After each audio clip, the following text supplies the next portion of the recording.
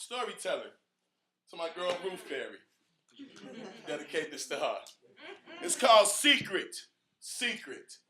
Secret.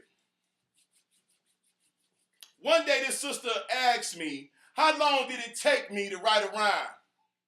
Then she pulled out one of my rhymes, wanted me to dissect it line after line. I thought we had more to do with our time. See, this was our first date. We hooked up on Facebook. This was our first time meeting face to face. It's like she was trying to violate my personal space. I even reached for my mace and even asked her what was her purpose. She said my hand movements were making her nervous. Some nerve. The sister was cute, but she seemed disturbed. She handed me the card of the person who gave me this assignment. I paid the tab and prepared to leave. Next thing I know, 4 dudes stepped up with big arms busting out of short sleeves. I got a short temper.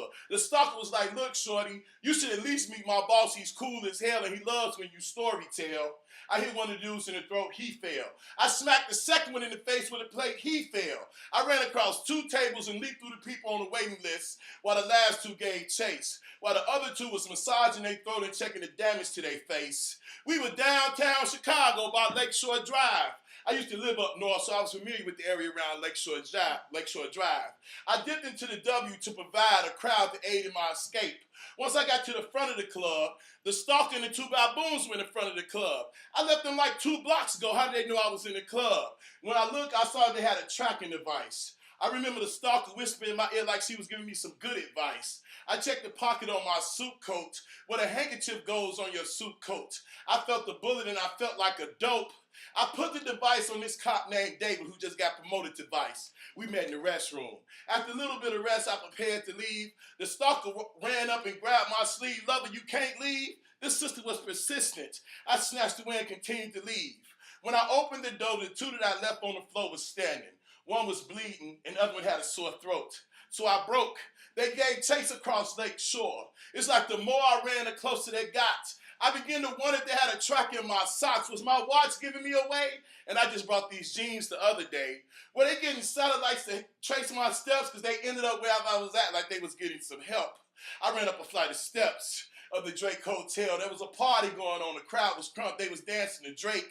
I slipped into the coat room and snatched the overcoat of someone who was trying to be fashionably late. The 5 busted through the door at the end of the lobby.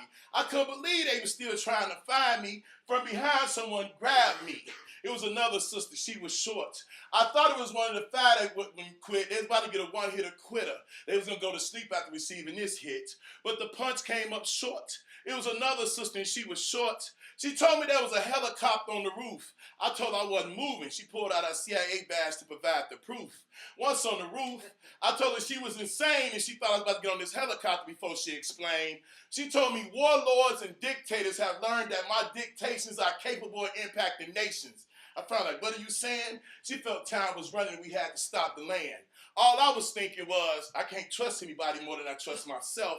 So I broke out because ain't nobody going to protect me more than I protect myself. When I got home, I deleted my Facebook page, packed the bag because I knew the 5 was coming to get me. I cut up all my credit cards and smashed my phone. Now I roam alone, living a secret life, and the only time I'm in public is when I rock a microphone. Peace.